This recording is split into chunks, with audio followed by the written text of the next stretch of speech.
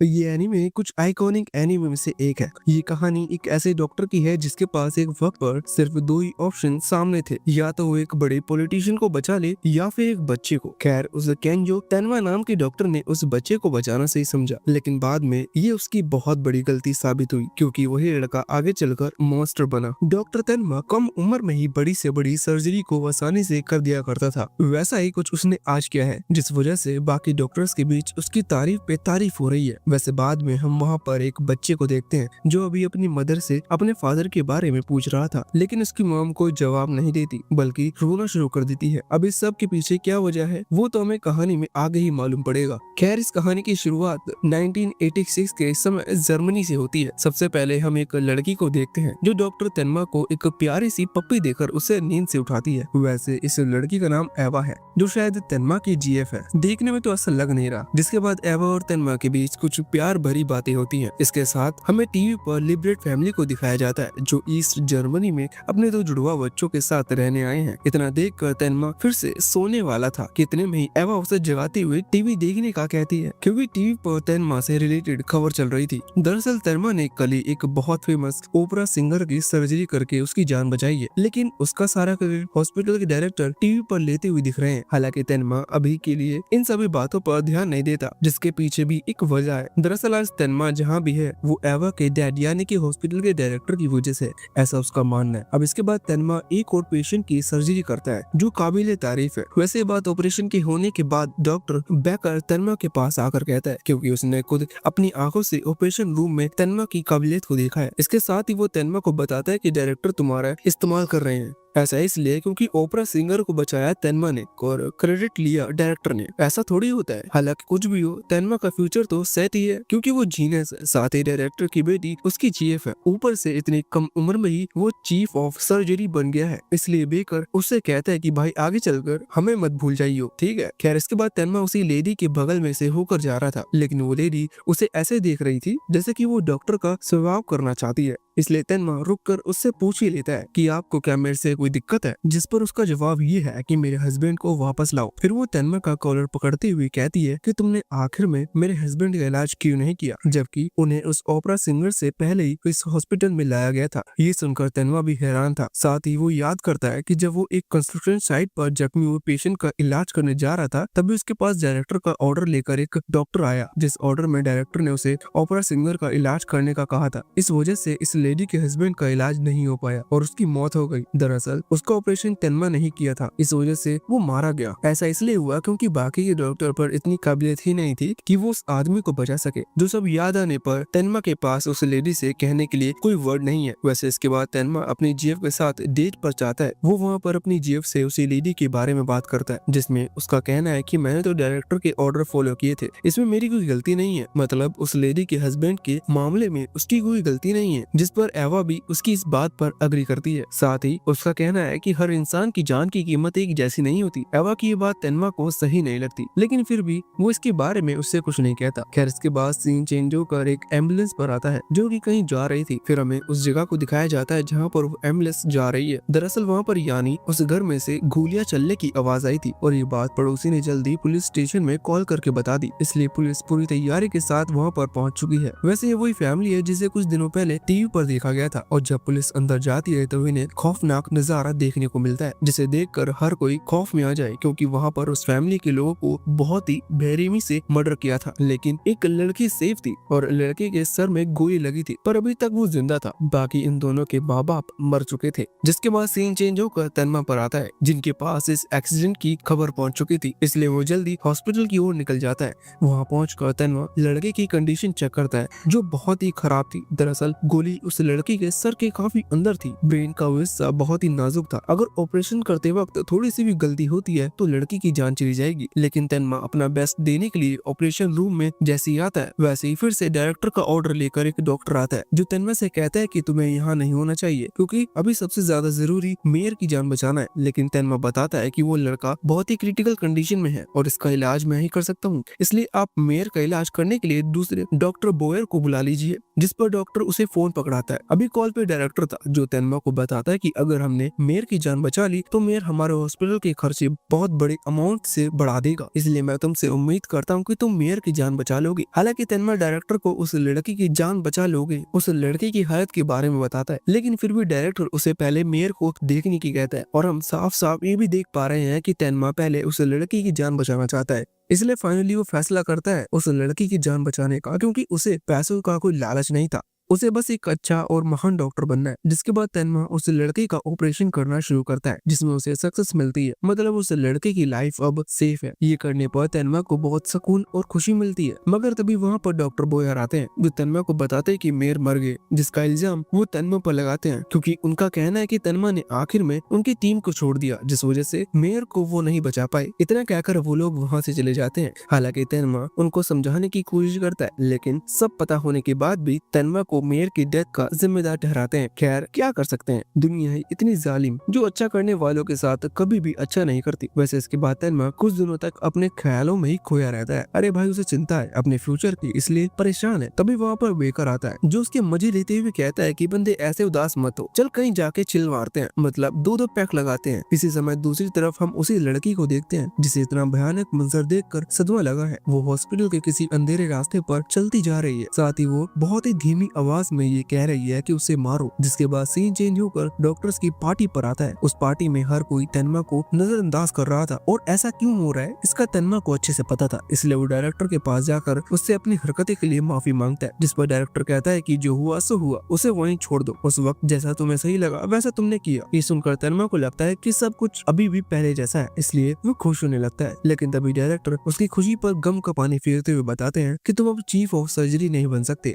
और उसी वक्त पार्टी में सभी लोगों के सामने अनाउंस किया जाता है कि हमारे नए chief of surgery doctor Boyer हैं। ये अनाउंसमेंट सुनकर तो तेनमा को अपने कानों पर यकीन नहीं होता, क्योंकि उसने बहुत मेहनत की है इस मुकाम पर आने के लिए। पर होता वही है जो डायरेक्टर चाहता है, मतलब जो हाई पोजीशन पर वही आजकल न्यू टैलेंटेड लड़कों की लाइफ को एक तरह से कंट्रोल करते हैं। खैर तेनमा अब कर भी क्या सकता है, इसलिए वो उदास होकर उस पार्टी से बाहर जाता है। तब उसकी मुलाकात एवा से होती है जिसके हाव भाव बदल चुके हैं। वो तेनमा को इग्नोर करते हुए आगे बढ़ जाती है, लेकिन फिर भी तेनमा उसे समझाने की कोशिश करता है कि उस वक्त मैंने जो किया वो बिल्कुल सही था, मैंने उस बच्चे की जान बचाई। पर वो एवा को उसकी इन सब बातों से कोई फर्क नहीं पड़ता। वो रुककर तेनमा को उसकी एंगेजमेंट रिंग फेंक कर मारती है और वहाँ से चली जाती है। इस तरफ सबको बदलता हुआ देखकर तेनमा की खुशी पूरी तरह से गायब हो जाती है। इसके बाद वो उस बच्चे के पास जाता है। वो उस लड़के को अपनी पूरी कहानी सुनाता है कि कैसे डायरेक्टर उसे यहाँ लाए थे, कैसे उसने मेहनत की, लेकिन उसका कुछ फायदा नहीं हुआ क्योंकि सब के सब लालची हैं। वो लोग बस पैसों के पीछे भागते हैं, लेकिन एक असली डायरेक्टर सबसे ज्यादा लोगों की जान बचाने पर ध्यान देता है, ना कि पैसों पर। यहाँ पर तेनमा को इतना गुस्सा आता है कि सबको गाली देते हुए दुआ करता है कि सब के सब मर जाएं। वैसे तेनमा की दुआ पूरी होने वाली है, जिसे और कोई नहीं बल्कि वही लड़का जिसे तेनमा ने बचाया वही पूरा करेगा। अब मुझे ये बात इसलिए मालूम है क्योंकि मैंने इसके आगे के एपिसोड देख रखे हैं। जिसके बाद अगले दिन डिटेक्टिव उस लड़के से पूछताछ करने की कोशिश करता है, लेकिन वो लड़की इतने ज्यादा ट्रोमा में चली गई है कि वो कोई जवाब नहीं दे पाती। इससे डिटेक्टिव भी थोड़ा सा परेशान हो जाता है क्योंकि उसे कैसे भी करके जल्द से जल्द इस केस को सॉल्व करना था। इसलिए वो वहाँ पर खड़े हुए डॉक्टर के पास जाकर एक सुझाव देता है कि हमें इस लड़की को इसके भाई से मिलवाना चाहिए। तब शायद से ये कुछ बोले, जिस पर वो डॉक्टर साफ मना कर देता है और वैसे भी तेनमा इसके लिए अलाउ नहीं करेगा, ऐसा उस डॉक्टर का कहना है। वही दूसरी तरफ तेनमा खिड़की में से इन्हें देख रहा था।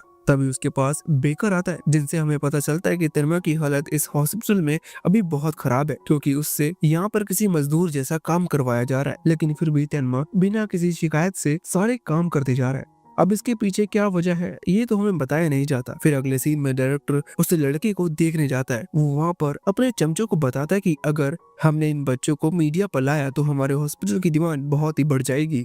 ऐसा इसलिए क्योंकि उन बच्चों का इलाज फ्री में हो रहा है, जिसे डायरेक्टर मीडिया पर दिखाकर ये साबित करना चाहता है कि उनका हॉस्पिटल महान है। और जब उसे पता चलता है कि इसका इंचार्ज तेनमा है तो डायरेक्टर उसे हटाने का ऑर्डर देता है। जिसके बाद अगले सीन में तेनमा एक पेशेंट को चेक करके उसकी दवाई खिला रहा होता है। तभी उसे बगल की के रूम से चीखने की आवाज सुनाई आती है। तो तन्मा जल्दी वहाँ जाकर देखता है तो उसे सारा माजरा समझ में आता है। इसलिए वो डॉक्टर बॉयर का कॉलर पकड़ते हुए उसे ये सब करने की कहता है, लेकिन डॉक्टर बॉयर को उसकी बातों से कोई फर्क नहीं पड़ता। साथ ही वो उसे बता देता है कि तुम्हें इस केस से हटा दिया जाता है और अब इस केस का इंचार्ज मैं हूँ, इसलिए क्या करना है ये तुम मुझे मत सिखाओ। इतना कहकर डॉक्टर बॉयर उसे धक्का देकर दरवाजा बंद कर देता है, जिसके बाद तन्मा आधी रात को शराब के नशे में रोड पर सबको गालियां देते हुए बगल में किसी कचरे के ढेर में सो जाता है। उसी वक्त दूसरी ओर से एक और नर्स डायरेक्टर के ऑफिस में जाकर देखती है कि डायरेक्टर के ऑफिस में उसके चमचे मरे पड़े हुए हैं, जो देखकर वो नर्स घबरा जाती है। उस घबराहट में वो जोर से चिल्लाती है ताकि कोई वहाँ आ जाए। वैसे इसके बाद हम एवा को देखते हैं, जो घर आकर अब अपने पापा के कमरे में जाती है तो उसे कुछ ऐसा देखने को मिलता है। फिर अगले दिन तन्मा के घर पर पुलिस आकर उससे पूछती है कि कल पूरी रात आप कहाँ थे। तब वो बताता है कि मैं कल पूरी रात बार में था। जिसके बाद वो पुलिस से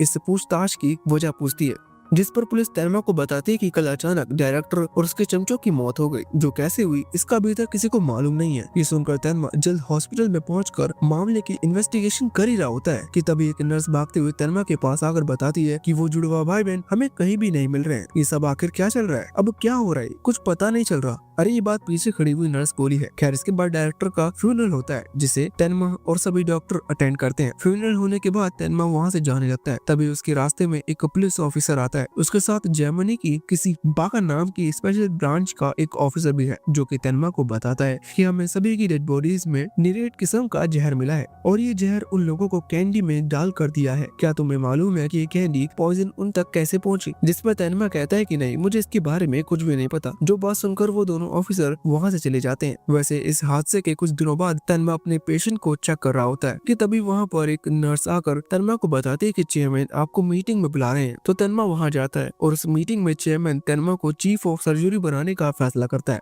क्योंकि वो लोग उनके काम करने के नजरिए से उन्हें देखता है। अब तन्मा जब चीफ ऑफ सर्जरी बन गया तब एवा उसे मिलने के लिए बुलाती है और फिर से शुरुआत करने का कहती है, लेकिन अब तन्मा पहले जैसा नहीं रहा, इसलिए वो उसके प्रपोजल को मना करके वहाँ से चला जाता है। अब यहाँ से कहानी 9 साल बाद फिर से शुरू होती है। शुरुआत में ही तन्मा अपने साथियों से ऑपरेशन की तैयारी करने का कहता है, जिसके बाद अगले सीन में तन्मा गार्डन में बेकर के साथ बात करने लगा होता है। तभी उसे गार्डन में एक बच्चा दिखाई देता है जो पतंग उड़ाने की कोशिश कर रहा था, लेकिन उससे पतंग उड़ नहीं रही है, इसलिए तन्मा उसके पास से पतंग को लेकर उड़ाता है। ये कर वो उसे बच्चे से कहता है कि तुम जल्दी ठीक हो जाओ, तब तुम भी पतंग उड़ा पाओगे, जिस पर वो बच्चा हाँ करता है। फिर तन्मा किसी का ऑपरेशन करता है। उस ऑपरेशन को देखकर दूसरे डॉक्टर उसकी बहुत तारीफ करते हैं। उनके हिसाब से तो तन्मा एक जीनियस है जो इस तरह के ऑपरेशन को कर पा रहा है। इसके बाद सीन चेंज होकर एक आदमी पर आता है जो किसी से बचकर भाग रहा था। तभी उस आदमी का रोड पे कार एक्सीडेंट हो जाता है, उसके सर से खून निकलने लगता है। तो वहाँ खड़े लोग जल्दी एम्बुलेंस को कॉल करते हैं। जब ये आदमी हॉस्पिटल में पहुंच जाता है तब वहाँ पर हाई ब्रांच का वही ऑफिसर आता है। उसके मुताबिक अगर ये आदमी अपना मुंह खोलता है तो सीरियल किलर को पकड़ा जा सकता है, इसलिए हम इसे मरने नहीं दे सकते। ये सब वो वहाँ बैठे हुए डॉक्टर से कहता है, लेकिन उस डॉक्टर का कहना है कि इसको ठीक करना मेरी बस की बात नहीं है,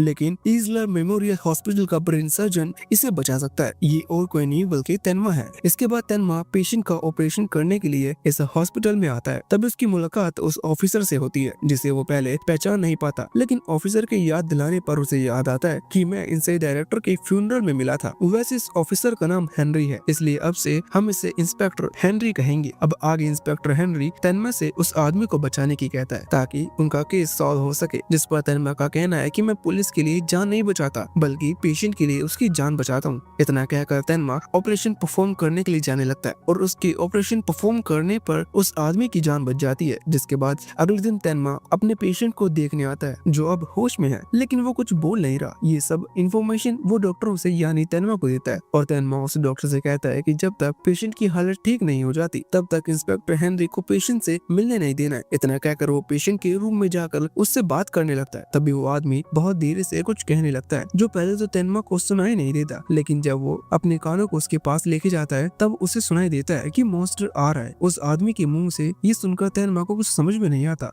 अब यहाँ से सीन कट कर इंस्पेक्टर हेनरी पर आता है जो अभी उस आदमी से पूछताछ करने आया है। इस पूछताछ में हमें पता चलता है कि ये आदमी ताला तोड़ने वाला है जो हर तरह के ताले तोड़ सकता है और इसके साथ ही उस सीरियल किलर की मदद करते हैं मिडिल एज कपल को मारने में जिनके कोई बच्चे नहीं है। और आगे इंस्पेक्टर हेनरी कहता है कि आखिर ऐसा क्यों करते हो, तुम लोगों ने अब तक जर्मनी के 4 कपल्स को मार दिया है, लेकिन मैं ये भी जानता हूँ कि तुम गला काटने का काम नहीं कर सकते, इसलिए अगर तुम कोर्ट में गवाही देते हो तो तुमको कोर्ट से बचा लिया जाएगा, इसलिए बताओ कौन है वो आदमी जो ये सब कर रहा है। इस पर वो कुछ जवाब देने की जगह जोर जोर से चिल्लाने लगते हैं। तो तन्मा उस आदमी को शांत करके इंस्पेक्टर हेनरी को वहाँ से जाने की कहता है, लेकिन जाने से मना कर देता है क्योंकि उसे कम से कम कुछ तो जानना ही था। हालांकि तन्मा इसे इज्जत नहीं देता, इसलिए उसे यहाँ से मजबूरन जाना पड़ता है। लेकिन जाते जाते वो यहाँ पर एक गार्ड को छोड़ देता है ताकि मरीज भाग न जाए या फिर इसे कोई कैंडी पॉइजन देकर ना मार दे। वैसे इसके बाद तन्मा अपने पेशेंट को फ्रेश फील कराने के लिए गार्डन में ले जाता है। वहाँ तन्मा उसे अपनी कहानी सुनाने के बाद कहता है कि अभी देर नहीं हुई है, अगर आप चाहो तो एक नई शुरुआत कर सकते हो। जिस पर वो आदमी भी अपनी कहानी बताना शुरू करता है कि जब मैं छोटा था तब मुझे मैकेनिकल क्लॉक चाहिए थी।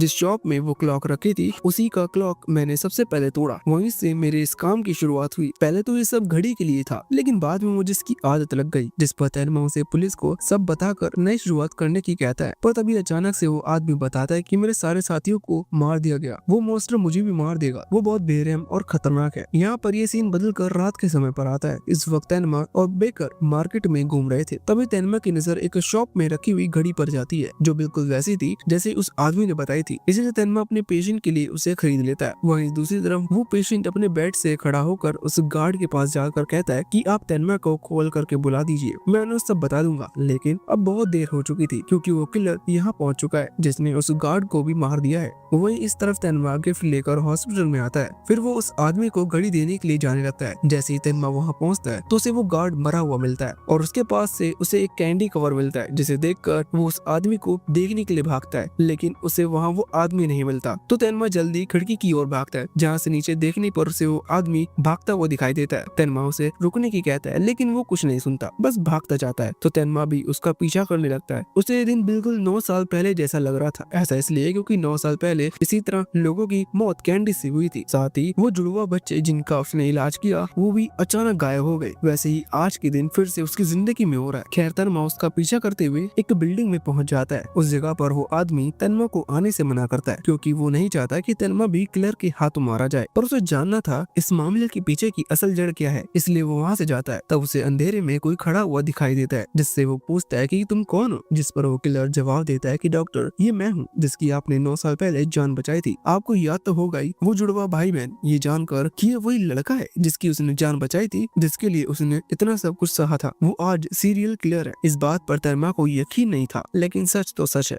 उसे कौन बदल सकता है। इसलिए तन्मा उसे सब काम बंद करने पर सरेंडर करने की कहता है क्योंकि उसके हिसाब से उसे जॉन के बारे में सब मालूम है, जिस वजह से वो भाग नहीं पाएगा। दरअसल ये नाम इस सीरियल किलर का ही है, पर ये नाम वो बचपन में इस्तेमाल किया करता था, लेकिन ये उसका असली नाम नहीं है, जो बात वो तन्मा को बता देता है। साथ ही वो तन्मा से कहता है कि मैंने सुना कि आप डायरेक्टर के मरने के बाद चीफ ऑफ सर्जरी बन गए। इससे तन्मा को मालूम पड़ता है कि उन्हें भी इसने ही मारा है, जिस बात पर यकीन करना तन्मा के लिए बहुत मुश्किल है, लेकिन फिर भी वो उसकी सारी बात सुनता है। आगे वो बताता है कि जब मुझे होश आया तब आपने यही ख्वाहिश की थी कि वो सब के सब मर जाए, आपकी ये इच्छा मैंने पूरी की, तो इसमें गलत क्या है। इस पर तन्मा के पास कोई जवाब नहीं था, वो बिल्कुल चुप हो गया था जैसे कि वो बोल नहीं सकता। और तभी वो सीरियल किलर तन्मा के सामने उस आदमी को गोली मार देता है, जिसे तन्मा देखने के अलावा कुछ भी नहीं कर पाता। हालांकि वो किलर तन्मा को नहीं मारता, ऐसा इसलिए क्योंकि उसने उसकी जान बचाई थी। वैसे फिर भी वो वहाँ से चला जाता है, जिसके बाद हमें अगले दिन पुलिस स्टेशन का सीन देखते हैं जहाँ पर तन्मा ने इंस्पेक्टर हेनरी को सब बता दिया था, जो सब इंस्पेक्टर हेनरी तन्मा के आगे रिपोर्ट करके उसे जाने देते हैं। इस तरफ तन्मा को इतनी तकलीफ हो रही थी कि वो रास्ते पर ही रोने लगता है। इसके बाद सीन चेंज होकर उस सीरियल किलर की बहन पर आता है, जो भागते हुए अपने कॉलेज में जा रही थी अपनी क्लास अटेंड करने के लिए। दूसरी तरफ क्लास में प्रोफेसर ने एक क्वेश्चन किया था जिसका जवाब क्लास में किसी भी स्टूडेंट को मालूम नहीं था। इससे पहले प्रोफेसर क्लास के स्टूडेंट को कोई पनिशमेंट देता, उससे पहले ही वो लड़की क्लास में एंटर करती है, जिससे प्रोफेसर जब वही सवाल करते हैं तब वो उसका जवाब डिटेल में देती है, जिससे प्रोफेसर भी खुश हो जाते हैं। इससे बाकी स्टूडेंट भी पनिशमेंट से बच जाते हैं। जैसे कि क्लास खत्म होने के बाद उसके दोस्त कहते हुए दिखाई देते हैं कि आज तुमने हमें बचा लिया। वैसे इस लड़की का नाम नीना है, जो अब अपने दोस्तों को बाय बोलकर कुंफू की ट्रेनिंग करने जाती है। वो ट्रेनिंग में कईयों को आराम से पछाड़ देती है। इसके बाद वो पिज्जा डिलीवरी का काम करने जाती है, जिस काम को खत्म करने के बाद वो अपने घर पर आती है। घर पर खाना बनाने के बाद और अपने मॉम डैड से कुछ बातचीत करके नीना अपने डॉक्टर के पास जाती है, जो शायद इंसानों को सही रास्ते दिखाने का काम करता है, मतलब उन लोगों के दिमाग को ठिकाने पर लाने का काम करता है,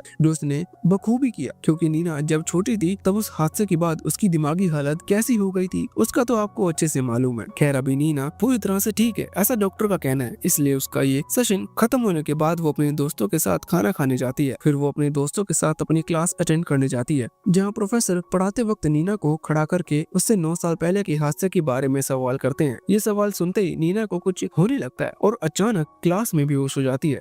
इसके बाद वो अपने बेड पर जागती है। इस वक्त उसे एक बात बहुत परेशान कर रही थी कि उसे अपने बचपन का कुछ भी याद क्यों नहीं है। तभी उसके कंप्यूटर पर एक मेल आता है, जिसे देखकर वो हैरान हो जाती है। उस मेल में क्या था ये हमें अभी नहीं बताया जाता, लेकिन इसकी दूसरी तरफ तन्मा कई लोगों से जॉन के बारे में पूछता है, पर उसे कुछ भी ज्यादा पता नहीं चलता। दरअसल तन्मा बस जॉन के बारे में सब कुछ जानना चाहता है, जो उसका असली नाम भी नहीं है। उसे बस इतना पता है कि वो उन जुड़वा में से एक है, जो एक सीरियल किलर। वैसे तन्मा ये जुड़वा वाली बात याद करता है, तब उसे याद आता है कि उसके जुड़वा बहन भी है। आखिर उसका क्या हुआ? वो लड़की किस जगह गई है? ये सवाल अभी तन्मा के दिमाग में चल रहा है। वही इस तरफ नीना को जो मेल आया है उसमें ये लिखा है कि मैं जल्दी तुम्हें लेने आऊंगा। ये मेल किसने भेजा है इसका कुछ भी नहीं पता है। खैर यहाँ पर सीन चेंज होकर फिर से तन्मा पर आता है, जो अभी भी घर घर जाकर जुड़वा बच्चों के बारे में पूछ रहा है। ऐसी एक लेडी से इसके बारे में पूछने पर जब उसे कुछ मालूम नहीं पड़ता तब वो वहाँ से जाने लगता है। इतने में ही ओल्ड मैन तन्मा को रोकते हुए कहता है कि मुझे उस लड़की के बारे में पता है, अगर तुम्हें उसके बारे में जानना है तो अंदर आ जाओ, वैसे भी मैं चाय बना रहा हूँ। तो ये सुनकर तन्मा उस ओल्ड मैन के घर में आ जाता है, जहाँ वो ओल्ड मैन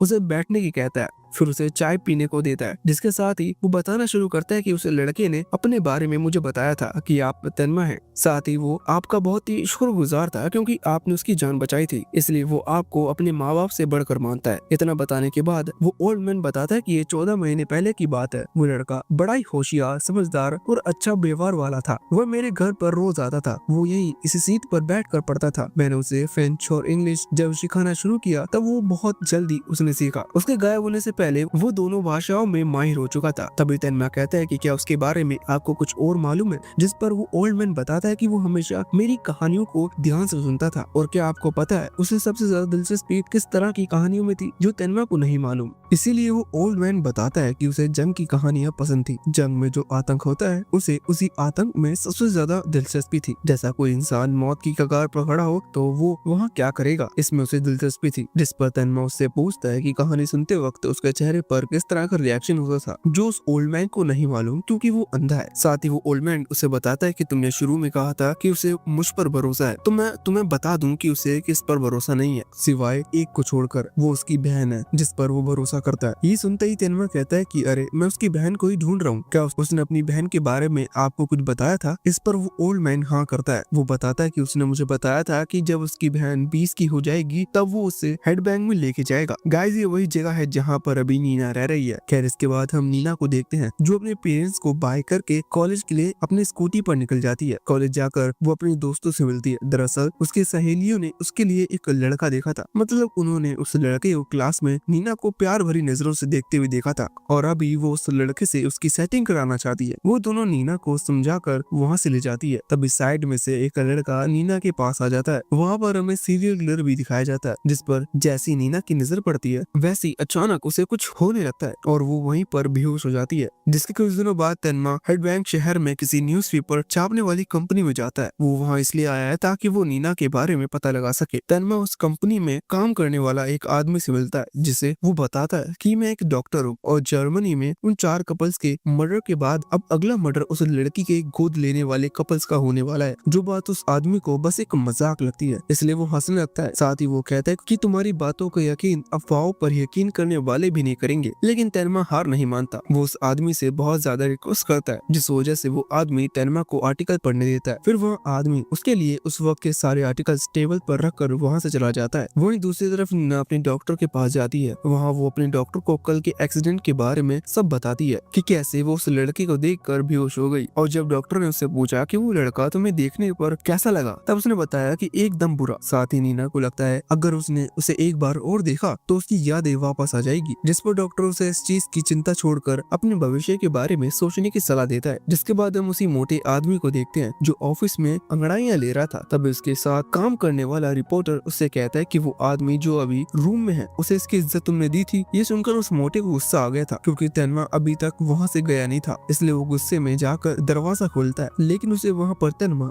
बेहोश मिलता है। वो वहाँ मोटा आदमी उसके लिए फिक्रमंद होकर उसे उठाता है। फिर वो किसी रेस्टोरेंट में खाना खाने जाते हैं। हालांकि अब वो मोटा मोटा समझ चुका था कि तन्मा की बातों में कुछ तो सच्चाई है, नहीं तो इतनी ज्यादा लिमिट क्रॉस कौन करता है। खैर इसके बाद वो दोनों फिर से उस रूम में आते हैं और अब की बार वो मोटा आदमी भी तन्मा की मदद करता है, जिस वजह से आखिरकार तन्मा को उन कपल्स की लोकेशन का पता चल जाता है। साथ ही वो मोटा आदमी तन्मा को बताता है कि तुम्हारे मुताबिक अगर उसका भाई उसे उसकी 20 साल की उम्र होने पर लेने आएगा तो फिर तुम्हें जल्दी करनी चाहिए, क्योंकि आज ही उस लड़की का 20th बर्थडे है। वही दूसरी तरफ नीना अपने डैड को कॉल करके बताती है कि मैंने सारा काम खत्म कर लिया है, लेकिन मैं घर अभी नहीं आ सकती क्योंकि मुझे अपने एक दोस्त से मिलने जाना है। दरअसल ये नीना का भाई है जिसने आज ही सुबह नीना को मेल किया था और उस मेल में उसके भाई ने उसको हेडबैंड कासल पर बुलाया था। हालांकि नीना को नहीं मालूम है कि वो उसका भाई है। जिसके बाद हम तन्मा को देखते हैं जो मोटे आदमी के साथ नीना के घर पहुंच गया है, लेकिन उसके मॉम डैड उनके लिए दरवाजा नहीं खोलते। तो तन्मा उन्हें बताता है कि उनकी बेटी के साथ साथ उनकी भी जान खतरे में है। ये सुनकर वो कपल दरवाजा खोलकर उनसे अपनी बेटी के बारे में पूछने लगते हैं, जैसे कि नीना ठीक तो है, उसे कुछ हुआ तो नहीं। मगर तन्मा इन सब का जवाब देने की जगह उनसे पूछता है कि आपकी बेटी कहाँ पर है, जिस पर वो बताते हैं कि अभी नीना घर नहीं है, वो हेडबैंग कासल में गई है। ये सुनकर तन्मा जल्दी कार लेकर हेडबैंग कासल की तरफ निकल जाता है और इस तरफ मोटा आदमी जब पुलिस को कॉल करने के लिए टेलीफोन का इस्तेमाल करता है तब कॉल नहीं लगता है क्योंकि उसकी लाइन काट दी गई थी। इधर नीना को वहाँ खड़े खड़े बहुत टाइम हो गया था, इसलिए वो जाने लगती है, लेकिन तभी बगल में काम कर रहा एक आदमी नीना को रुकने की कहता है। हालांकि नीना को वो आदमी इतना ज्यादा डरावना लगता है कि वो वहाँ से भागने लगती है, तो वो उसका पीछा करने लगता है। साथ ही चिल्लाते हुए नीना को रुकने की कहता है। वो आदमी नीना को कुछ कर पाता इससे पहले ही तन्मा उस जगह पर पहुंच जाता है और नीना को सब बताकर अपने साथ ले जाने लगता है। तभी वो आदमी गुस्से में तन्मा पर हमला कर देता है, पर नीना तन्मा को बचा लेती है क्योंकि उसे कुंग-फू आता है। जिसके बाद तन्मा नीना को अपने साथ ले जाता है। पीछे वो उस आदमी को वहाँ बांध गए थे जिसके पास सीरियल किलर आते हुए दिखाई देता है, जो शायद अब इसको मार देगा। खैर कार के अंदर तन्मा नीना को अपने बचपन की सारी बातें बताता है कि तुम जब छोटी थी तब तुम मेरे हॉस्पिटल में आई थी, उस वक्त तुम्हारे भाई जॉन की मैंने जान बचाई थी। इस तरफ बातें करते करते वो घर पहुंच जाते हैं, तो तन्मा जल्दी से घर के अंदर जाता है जहाँ वो देखता है कि उन कपल्स के साथ उस मोटे आदमी को भी मार दिया जो उसी सीरियल किलर का काम है। तन्मा को इस नजारे पर यकीन नहीं होता, इसलिए वो सबको उठ जाने की कहता है। तन्मा का आधा दिल टूट चुका है क्योंकि वो उन लोगों को मरता हुआ नहीं देख सकता। इधर नीना को भी सब याद आने लगता है। वो अचानक से कहती है कि मैंने मेरे भाई को मार दिया था। इतना कहकर उससे कुछ बोला नहीं जाता, पर अभी तन्मा यहाँ नहीं रुक सकता क्योंकि इससे नीना की जान भी खतरे में आ सकती है। इसलिए वो नीना को संभालते हुए बाहर जाने लगता है। तभी दरवाजे पर दो लोग दस्तक देते हैं। वो खुद को पुलिस बताते हैं, तो तन्मा उन्हें अंदर आने से नहीं रोकता। जब वो अंदर पड़ी 3 डेड बॉडीज को देखते हैं तब उन्हें देखकर उनके पास भी बेरहमी को बाय करने के लिए शब्दों की कमी पड़ जाती है। हालांकि उसके बाद पुलिस ऑफिसर तन्मा और नीना को अपने साथ ले जाते हैं और जब वो रास्ते में थे तब उन पर तन्मा को शक होने लगता है क्योंकि वो हेडबैंग सिटी के पुलिस स्टेशन की जगह दूसरी सिटी के पुलिस स्टेशन की ओर जा रहे थे, वो भी एक सुनसान रास्ते से। तभी उनमें से सीनियर ऑफिसर तन्मा के बारे में पूछने लगता है कि वो कहाँ से है और उनका नाम क्या है, जिस पर तन्मा उन्हें अपने बारे में थोड़ा बहुत बता देता है। लेकिन जब वो एक ऑफिसर के कपड़े पर खून लगा देखता है तो उसे पूरा यकीन हो जाता है कि कुछ तो गड़बड़ है। फिर वो याद करता है कि फोन की लाइन तो काट दी गई थी, फिर दूसरे शहर की पुलिस को इसके बारे में कैसे मालूम पड़ा। इन सब बातों को देखते हुए तन्मा को घबराहट होने लगती है, इसलिए वो कुछ कहने की कोशिश करता है, पर तभी सामने पुलिस की गाड़ी इनका रास्ता रोक लेती है। इनमें से एक पुलिस वाला इन दोनों को जानता था। दरअसल ये दोनों डिटेक्टिव्स हैं, मगर फिर भी तन्मा को घबराहट होती है, इसलिए वो उनसे कहता है कि इस लड़की को अच्छा महसूस नहीं हो रहा, क्या हम थोड़ी ताजी हवा ले सकते हैं, जिसकी वो डिटेक्टिव उसे इज्जत से दे देता है। तो तन्मा नीना के साथ बाहर आता है और सोचने लगता है कि क्या ये सच में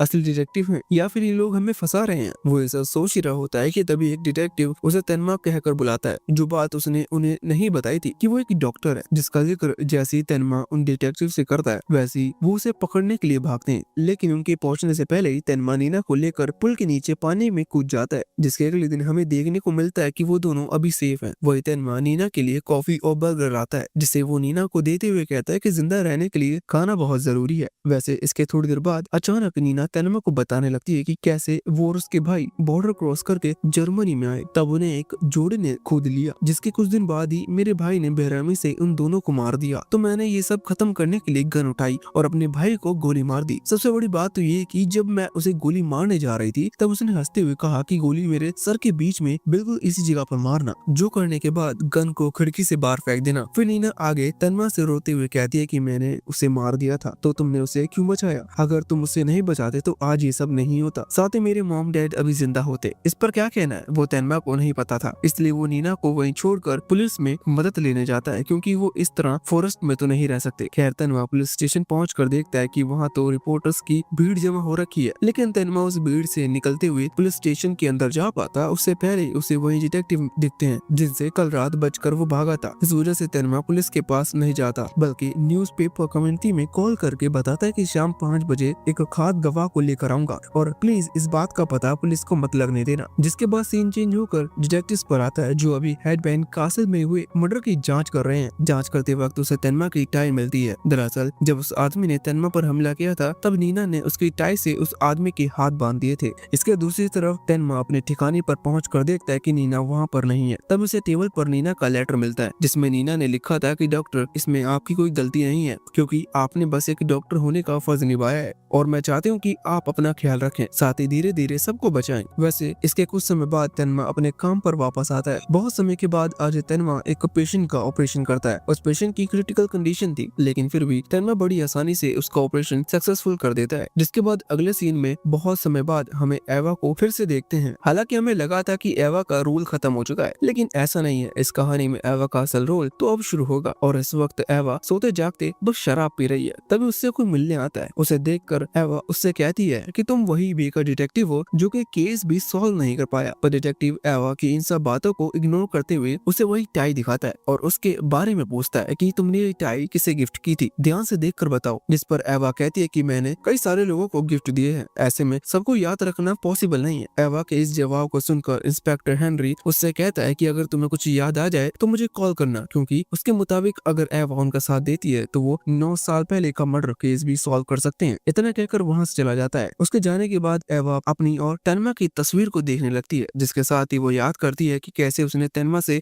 अपनी एंगेजमेंट तोड़ी थी। वहीं दूसरी तरफ तेनमा अपने पेशेंट को चेक करने लगता है। तभी उसके पास एक नर्स आकर बताती है कि डॉक्टर एवा आपसे मिलने आई है, जिसे अचानक इस तरह देखकर तेनमा भी हैरान हो जाता है। खैर अगले सीन में एवा उसे पुरानी बातें याद दिलाने लगती है। जब वो साथ थे तब उनके बीच में क्या क्या हुआ था वो सब अभी एवा तेनमा से कह रही थी। जिन बातों को सुनने का टाइम उसके पास नहीं है इसलिए वो वहाँ से जाने लगता है। दरअसल एवा यहाँ पर तेनमा के साथ फिर से शुरुआत करने आई थी मगर वो उसके लिए तैयार नहीं है। तभी एवा पीछे से चिल्लाते हुए कहती है कि पुलिस तुम्हारी टाई को लेकर मेरे पास आई थी। ये वही टाई है जिसे मैंने तुम्हें गिफ्ट किया था मगर मैंने उन्हें कुछ नहीं बताया और अगर तुम मेरी बातों को मानोगे तो मैं आगे भी पुलिस को नहीं बताऊंगी कि वो टाई तुम्हारी है। लेकिन तेनमा उसे पूरी तरह से इग्नोर करते जा रहा था जिससे गुस्सा होकर एवा के पास जाकर बता देती है कि वो टाई तेनमा की है। इस पर एवा का शुक्रिया अदा करता है क्योंकि इससे वो केस की बहुत मिस्टीरियस को सॉल्व कर सकता है। इसके बाद वो तेनमा को अरेस्ट करने के लिए निकल जाता है। इसके दूसरी तरफ तेनमा चीफ ऑफ सर्जरी की पोजीशन से रिजाइन करके वहीं से जाने लगता है। हालांकि जिस आदमी को उसने रिजाइन लेटर दिया था वो उसे रोकने की कोशिश करता है पर तेनमा नहीं रोकता क्योंकि उसने कुछ और करने का मन बना लिया था। इस तरफ वो हॉस्पिटल पहुंच चुका था लेकिन उसे तेनमा कहीं नहीं मिलता क्योंकि वो ऑलरेडी जा चुका है अपने नए सफर पर।